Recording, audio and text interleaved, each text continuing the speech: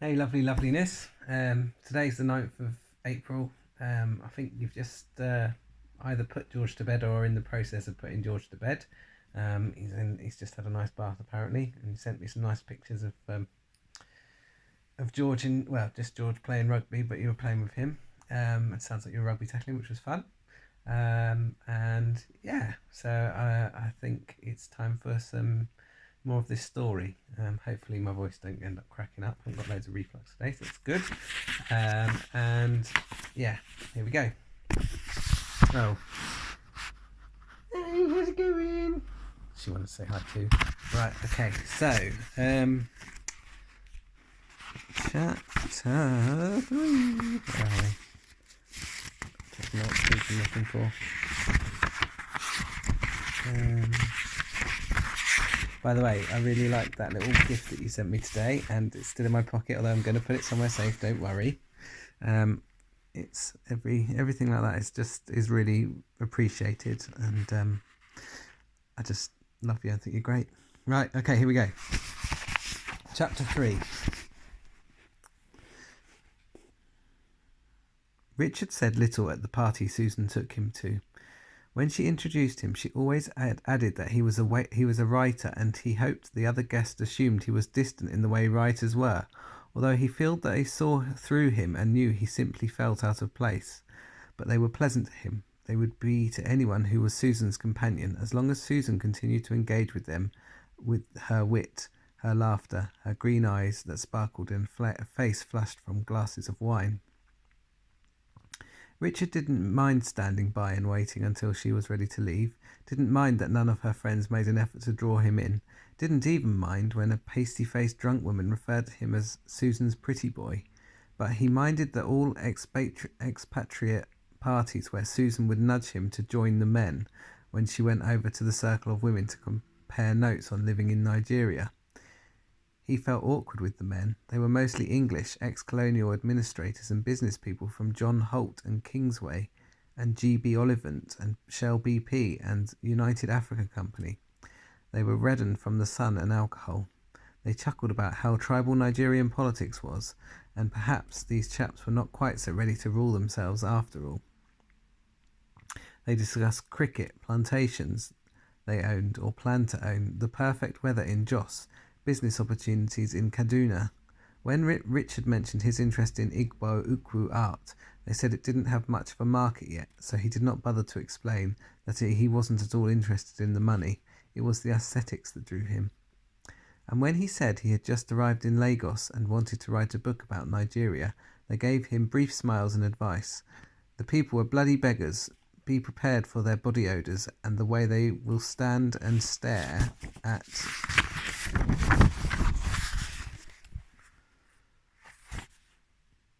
you on the roads. Never believe a hard luck story. Never show weakness to domestic staff. There were jokes to illustrate each African trait. The uppity African stood out in Richard's mind.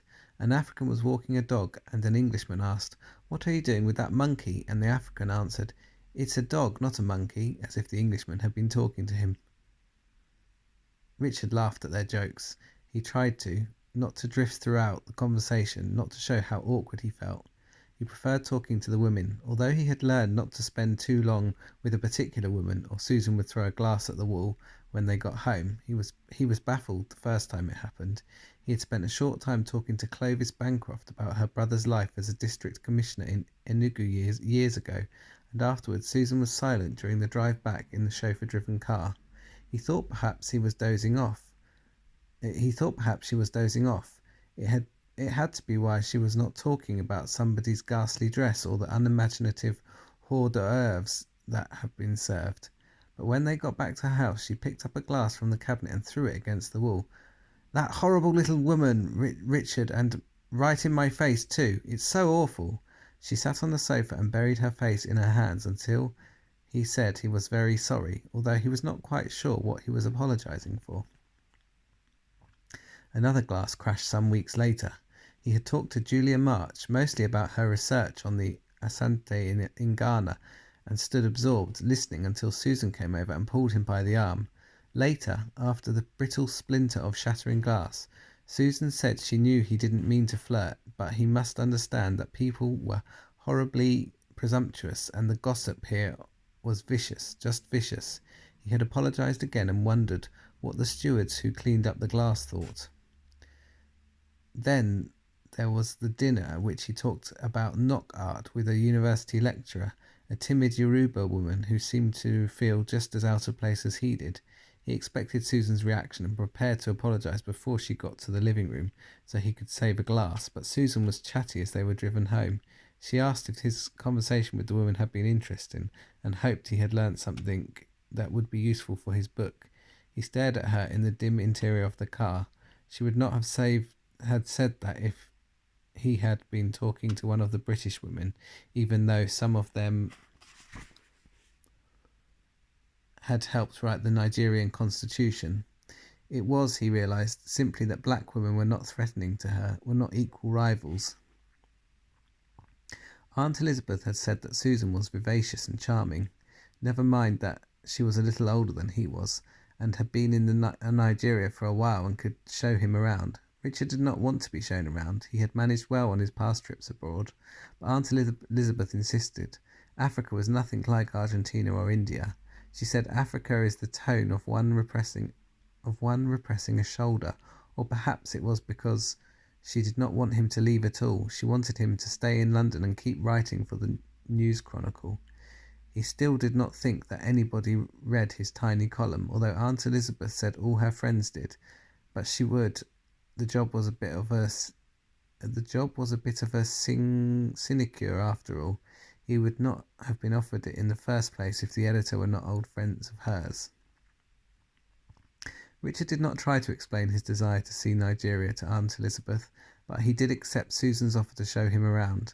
The first thing he noticed when he arrived in Lagos was Susan's sparkle, her posh prettiness, the way she focused entirely on him, touched his arm as she laughed. She spoke with authority about Nigeria and Nigerians. When they drove past the noisy markets with music blaring from the shops, the haphazard stalls of the street-side hawkers, the gutters thick with mouldy water, she said, They have a marvellous energy, really, but very little sense of hygiene, I'm afraid. She told him the Hausa in the north were a dignified lot, the Igbo were surly and money-loving, and the Yoruba were rather jolly, even if they were first-rate lick-spittles. On Saturday evenings, when she pointed at the crowds of brightly dressed people dancing in front of lit-up canopies on the street, she said, "There you go, the Yoruba get into debt just to throw these parties." She helped him find a small flat, buy a small car, get a driving licence, go to the Lagos and Ibadan museums. "You must meet all my friends," she said. At first, when she introduced him as a writer, he wanted to correct her, journalist, not a writer, but he was a writer. At least he was certain he was meant to be a writer, an artist, a creator. His journalism was temporary, something he would do until he wrote that brilliant novel. So he let Susan introduce him as a writer. It seemed to make her friends tolerate him anyway. It made Professor Nicholas Green suggest he apply for the foreign research grant at NUSCA, where he could write in a university environment. Richard did, not only because of the prospect of writing in a university, but also because he would be in the southeast, in the land of Igbo Ukwu art, the land of the magnificent roped pot. That, after all, was why he had come to Nigeria. He had been in Nigeria for a few months when Susan asked if he would like to move in with her. Since her house in Ikoyi was large, the gardens were lovely, and she thought he would work much better there than in rented flat, with the uneven cement floors, where his landlord moaned about his leaving his lights on for too long. Richard didn't want to say yes. He didn't want to stay much longer in Lagos. He wanted to do more travelling through the country while waiting to hear back from NUSCA. But Susan had already redecorated her airy study for him, so he moved in. Day after day he sat on her leather chair and pored over books and bits of research material, looked out the window at the gardeners watering the lawn, and pounded at the typewriter. Although he was aware that he was typing and not writing, Susan was careful to give him the silences he needed, except for when she would look in and whisper, "Would you like some tea or some water or an early lunch?" He answered in a whisper too, as if his writing had become something hallowed and made the room itself sacrosanct. He did not tell her that he had written nothing good so far, that the ideas in his head had not yet coalesced into character and setting and theme. He imagined that she would be hurt. His writing had become the best of her hobbies, and she came home every day with books and journals from the British Council Library. She saw his book as an entity that already existed and could therefore be finished. He, however, was not even sure that his subject was, but he was grateful for her faith. It was as if her believing in his writing made it real, and he showed his gratitude by attending the parties he disliked. After a few parties, he decided that attending was not enough. He would try to be funny. If he could say one witty thing when he was introduced, it might make up for his silence, and, more importantly, it would please Susan. He practiced the droll, self-depreciating expression and a halting delivery in front of the bathroom mirror for a while. "This is Richard Churchill," Susan would say, and he would shake hands and quip, "No relation of Sir Winston's, I'm afraid, or I might have turned out a little cleverer." Yeah, great. Susan's friends laughed at this, although he wondered if it was from pity at his fumbling attempt at humour more than from amusement. But nobody had ever said, "How funny," in a mocking tone, as Kynan did the first day in the cocktail room of the Federal Palace Hotel. She was smoking. She could blow perfect smoke rings. She stood in the same circle as he and Susan, and he glanced at her and thought she was the mistress of one of the politicians. He did that with the people he met. He tried to guess a reason for their being there, to determine who had been brought by someone. Perhaps it was because he would not have been at any of the parties if it wasn't for Susan. He didn't think Kynan was some wealthy Nigerian's daughter because she had none of the cultivated demureness. She seemed more like a mistress, her brazenly red lipstick, her tight dress, her smoking. But then she didn't smile in the plastic way the mistresses did. She didn't even have the generic prettiness that made him inclined to believe the rumour that Nigerian politicians swapped mistresses. In fact, she was not pretty at all. He did not really notice this until he looked at her again as a friend of Susan's did the introductions. "This is Kynan Ozobia, Chief Ozobia's daughter. Kynan's just got her master's from London. Kynan, this is Susan Grenville Pitts from the British Council, and this is Richard Churchill." "How do you do?" Susan said to Kynan, and then turned around to speak to another guest. "Hello," Richard said. Kynan was silent for too long with her cigarette between her lips as she looked at him levelly, so he ran his hand through his hair and mumbled, "I'm no relation of Sir Winston's, I'm afraid, or I might have turned out a little cleverer." She exhaled before she said, "How funny." She was very thin and very tall, almost as tall as he was, and she was staring right into his eyes with a steely blank expression. Her skin was the colour of Belgian chocolate. He spread his legs a little wider and pressed his feet down firmly because he feared that if he didn't he might find himself reeling, colliding with her. Susan came back and tugged at him, but he didn't want to leave, and when he opened his mouth he wasn't sure what he was going to say. "It turns out Kynan and I have a mutual friend in London. Did I tell you about Wilfred at the Spectator?"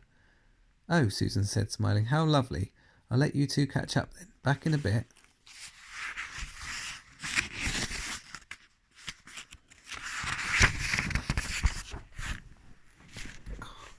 Wedgie. Right, hold on. Need a swig of my drink. Oh.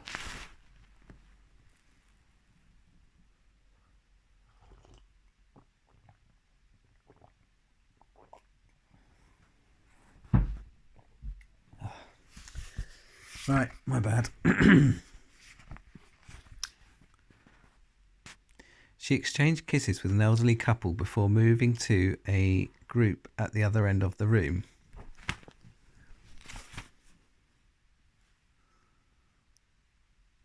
Come on, focus. "You just lied to your wife," Kynan said. "She's not my wife." He was surprised at how giddily he felt to be left standing with her. She raised her glass to her lips and sipped. She inhaled and exhaled. Silver ashes swirled down to the floor. Everything seemed to be in slow motion. The hotel ballroom enlarged and deflated, and the air was sucked in and out of the space that seemed to be, for a moment, occupied by himself, only by himself and Kynan. "Would you move away, please?" she asked. He was startled. "What? There is a photographer behind you who is keen to take a photo of me, and particularly of my necklace." He moved aside and watched as she stared at the camera. She did not pose, but she looked comfortable.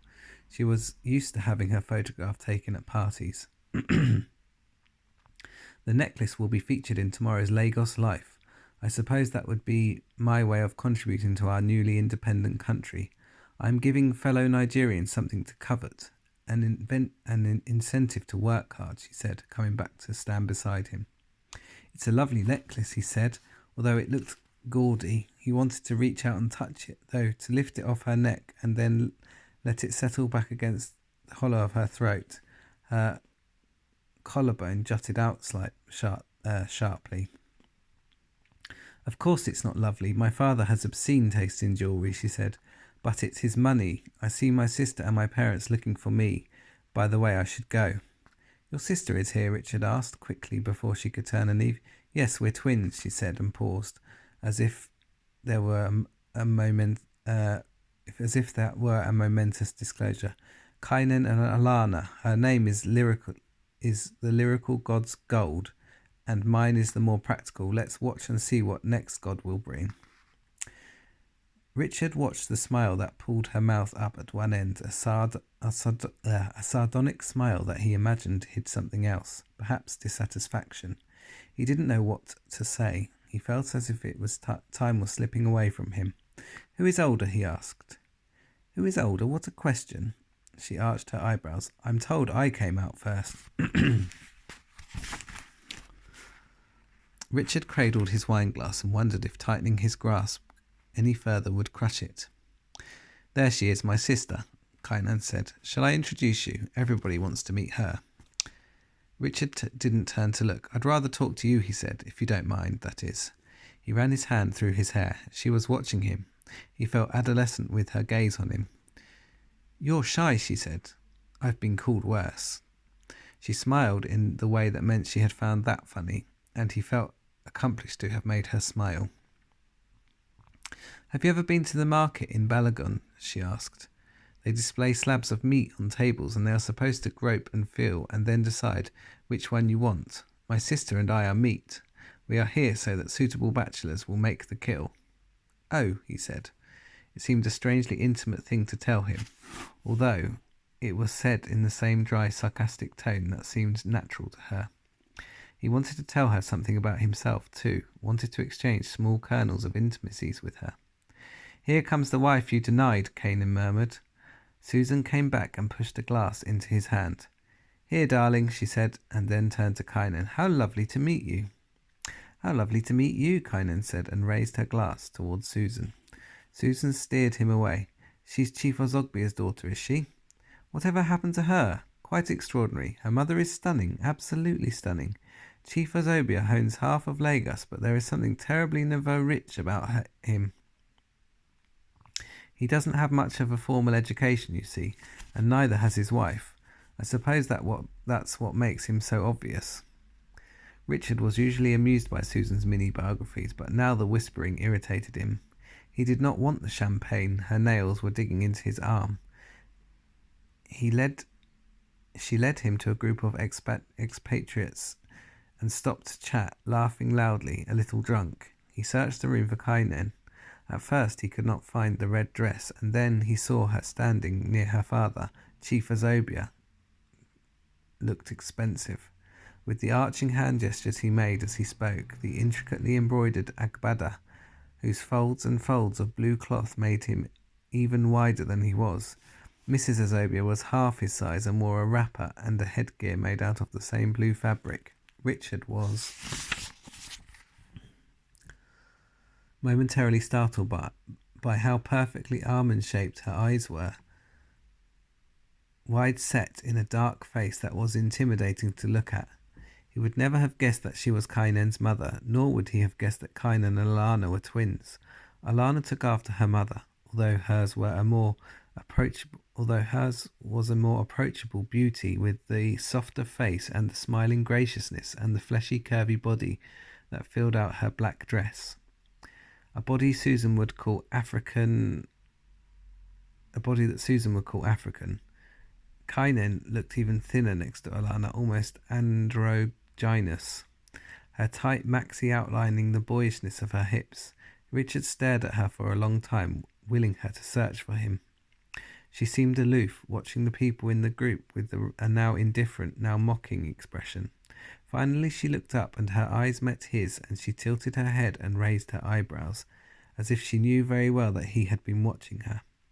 He averted his eyes. Then he looked back quickly, determined to smile this time, to make some useful gesture, but she had turned back to him. He watched her until she left with her parents and Alana. Richard read the next issue of Lagos Life, and when he saw her photo, he searched her expression, looking for what he did not know. He wrote a few pages in a burst of manic productivity, fictional portraits of a tall, ebony-coloured woman with a near-flat chest. He went to the British Council Library and looked up her father in the business journals. He copied down all 4 of the numbers next to Azobia in the phone book. He picked up the phone many times and put it back when he heard the operator's voice. He practiced what he would say in front of the mirror, the gestures he would make, although he was aware that she would not see him if they spoke over the phone. He considered sending her a card, or perhaps a basket of fruit, or perhaps it was... Finally he called. She didn't sound surprised to hear from him, or perhaps it was just that she sounded too calm, while his heart hammered in his chest. "Would you like to meet up for a drink?" he said. "Yes. Shall we say Zobis Hotel at noon? It's my father's, and I can get us a private suite." Yes, that would be lovely." He hung up, shaken. He was not sure if he should be excited, if a private suite was suggestive. When they met in the hotel lounge, she moved close to her so that he could kiss her cheek, and then led the way upstairs to the terrace where they sat looking down at the palm trees by the swimming pool. It was a sunny, luminous day. Once in a while a breeze swayed the palms, and he hoped it would not tousle his hair too much, and that the umbrella above would keep away those unflattering ripe tomato spots that appeared on his cheeks whenever he was out in the sun. "You can see Heathgrove from here," she said, pointing. The iniquitously expensive and secretive British secondary school my sister and I attended. My father thought we were too young to be sent abroad, but he was determined that we would be as European as possible. "Is it the building with the tower?" "Yes, the entire school is just 2 tower buildings, really. There were very few of us there. It is so exclusive. Many Nigerians don't even know it exists." She looked into her glass for a while. "Do you have any siblings?" "No, I was an only child. My parents died when I was 9. 9? You were young." He was pleased that she didn't look too sympathetic, in the false way some people did, as if they had known his parents even though they hadn't. They were very often away. It was Molly, my nanny, who really raised me. After they died, it was decided I would live with my aunt in London. Richard paused, pleased to feel the strangely inchoate intimacy that came with talking about himself, something he rarely did. My cousins Martin and Virginia were about my age but terribly sophisticated. Aunt Elizabeth was quite grand, you see, and I was a cousin from the tiny village in Shropshire. I started thinking about running away the first day I arrived there. Did you? Many times. They always found me, sometimes just down the street. What were you running to? What were you running to?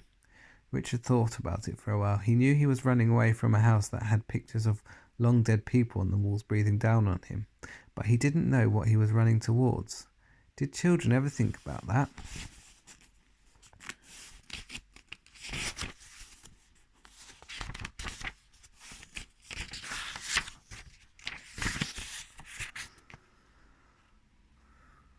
Maybe I was running to Molly, I don't know. I knew what I wanted to run to, but it didn't exist, so I didn't leave, Kainan said, leaning back to her on her seat. How so? She lit a cigarette, as if she had not heard his question. Her silences left him feeling helpless and eager to win back her attention. He wanted to tell her about the roped pot. He was not sure when he first read about Igbo Ukwu art, about the native man who was digging a well and discovered the bronze castings that may well be the first in Africa, dating back to the 9th century.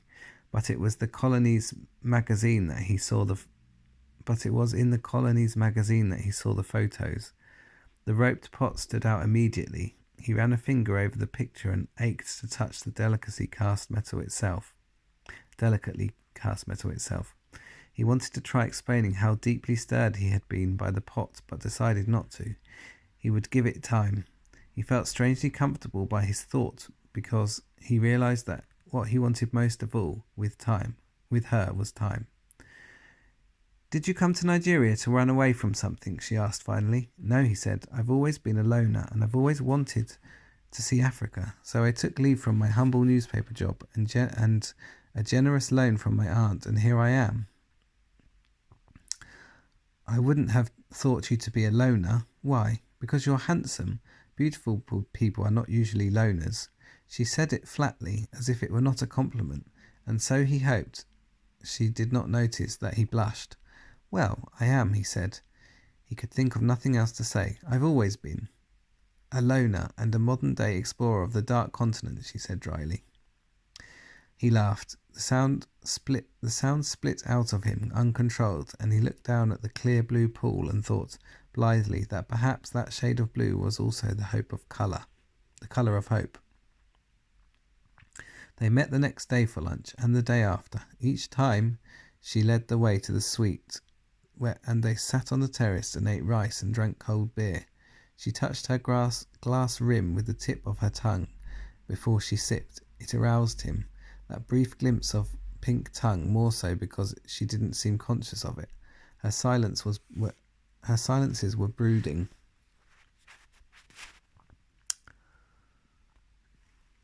Insular, and yet he felt a connection to her.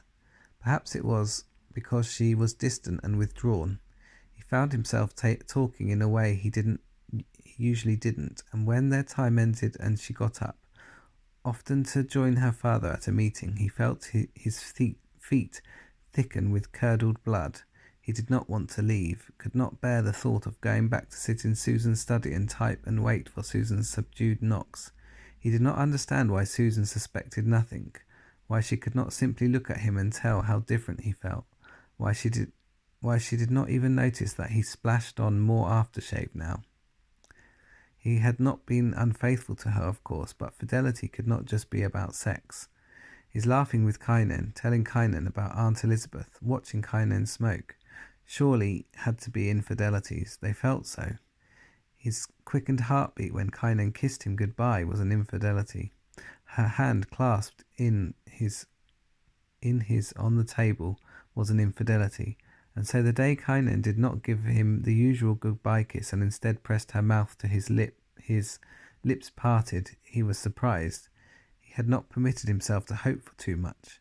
Perhaps it was why an erection eluded him, the gelding mix of surprise and desire. They undressed quickly. His naked body was pressed to hers, and yet he was limp. He explored the angles of her collarbones and her hips, all the time willing his body and his mind to work better together, willing his desire to bypass his anxiety, but he did not become hard. He could feel the flaccid weight between his legs. She sat up in bed and lit a cigarette. "I'm sorry," he said, and when she shrugged and said nothing, he wished he had not apologized. There was something dismal in the luxurious, over-furnished suite. As he pulled on trousers that might just as well have stayed on, and she hooked her bra, he wished she would say something. "Shall we meet tomorrow?" he asked.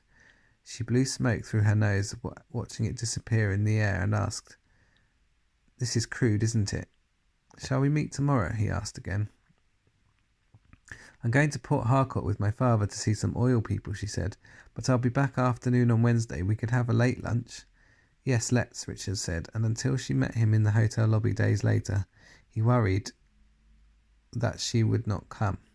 They had lunch and watched the swimmers below. She was a little more animated, smoked more, spoke more. She told him about the people she had met since she began to work with her father, how they were all the same. The new Nigerian upper class is a collection of illiterates who read nothing and eat food they dislike at overpriced Lebanese restaurants and have social conversations about one subject. How's the new car behaving? Once she laughed. Once she held his hand. Oh, hold on. Once she laughed. Once she held his hand. But she did not ask him into the suite, and he wondered if he wanted to give it time, or if she had decided that it was not the sort of relationship she wanted after all. He could not bring himself to act. Days passed before she finally asked if he wanted to go inside, and he felt like an understudy who hoped the actor would not show up. And then, when the actor finally did fail to come, became crippled by the awkwardness, not quite as ready as he had thought he was for the stage light.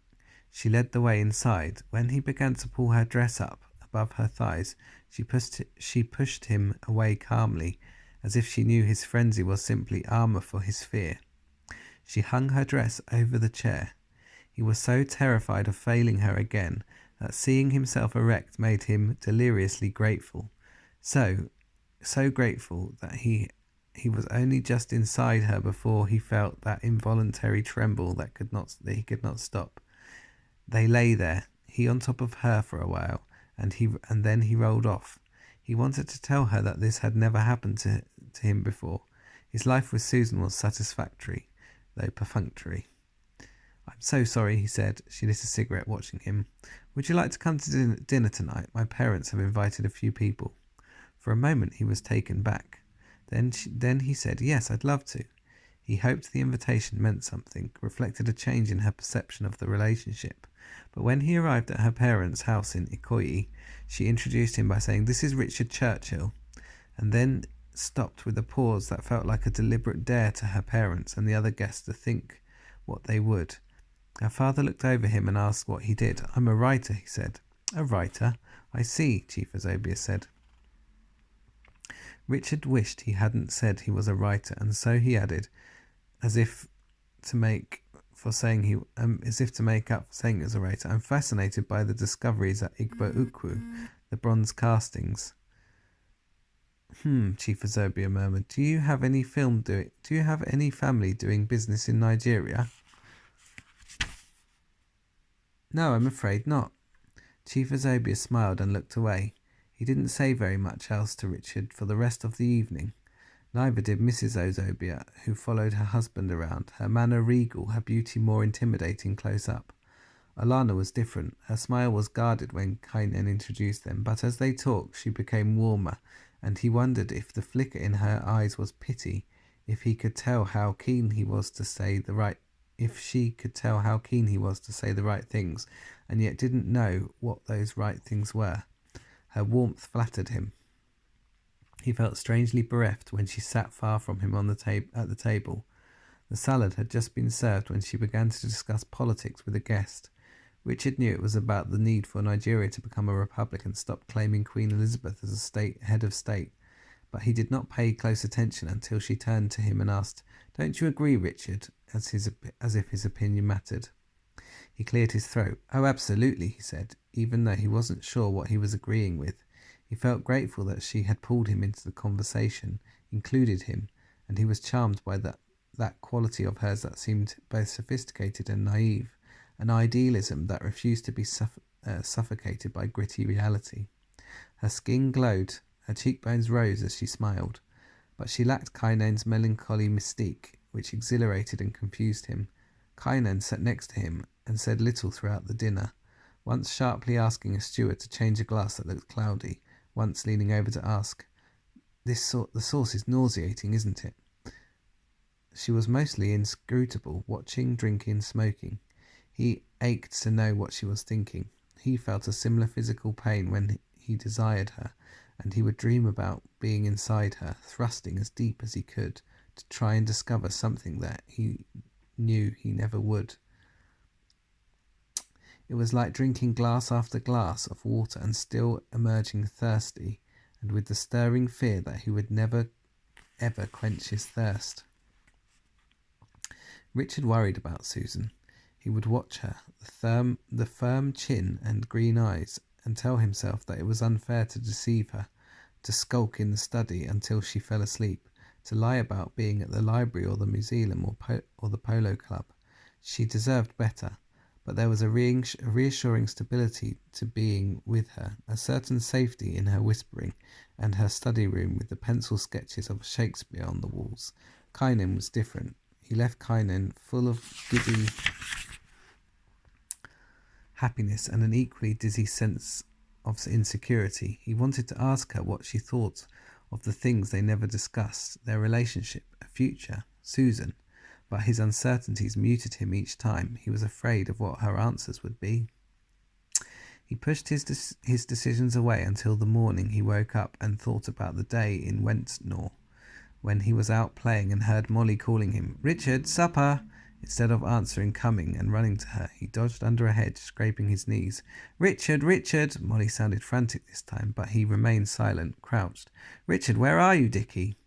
A rabbit stopped and watched him, and he locked eyes with the rabbit, and for those short moments only he and the rabbit knew where he was. Then the rabbit leapt out, and Molly peered under the bushes and saw him. She smacked him. She told him to stay in the room for the rest of the day. She said she was very upset and would tell Mr. and Mrs. Churchill. But those short moments had made it all worthwhile, those moments of pure plenary abandon, when he felt as if he, and he alone, were in control of the universe of his childhood. Recalling them, he decided he would end it with Susan. His relationship with Kynan might well not last long, but the moments of being with her, knowing she was not weighed down by lies and pretense, would make the brevity worthwhile. His resolve buoyed him. Still, he put off telling Susan for another week, until the evening they returned from a party when she drank too many glasses of wine.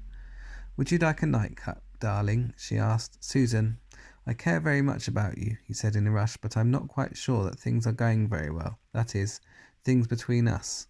"What are you saying?" Susan asked, although her hushed tone and blenched face told him that she knew very well what he was saying.